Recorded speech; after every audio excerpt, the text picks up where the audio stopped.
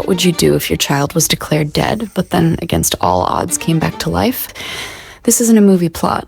It's a real miracle that left doctors speechless. This is the story of John Smith and the moment he drowned, but didn't die. On a freezing January afternoon in 2015, Lake Santa Louise in St. Charles, Missouri, looked like a winter wonderland, its surface coated with a thin sheet of ice, glistening under the cold sun.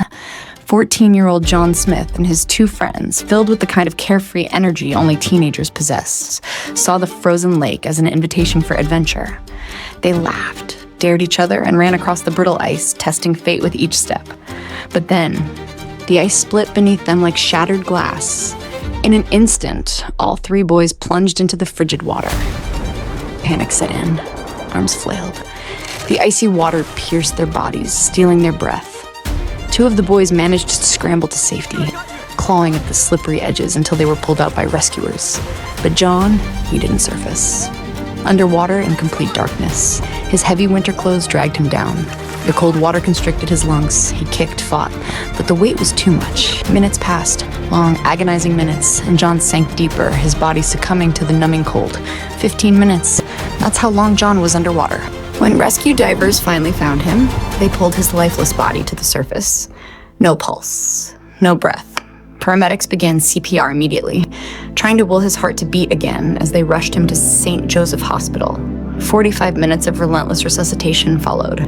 Doctors and nurses worked late, but John remained unresponsive. His body was cold. His skin pale. His heart showed no signs of life. The medical team was ready to call the time of death. And then, Joyce Smith arrived. John's mother stormed into the hospital room where her son's lifeless body lay on the bed, hooked to machines that now seemed meaningless.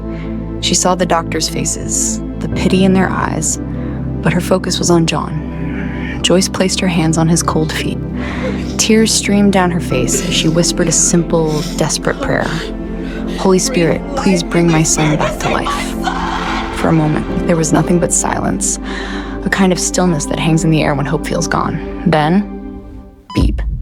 The heart monitor flickered. Beep, beep, beep, beep. John's heart, after being still for nearly an hour, started beating. The medical staff rushed back, stunned. They checked the wires, convinced it was a glitch, but it wasn't. John's heart was beating, but the nightmare wasn't over. Doctors told Joyce that, although John's heart had restarted, the damage to his brain would be catastrophic. 15 minutes without oxygen.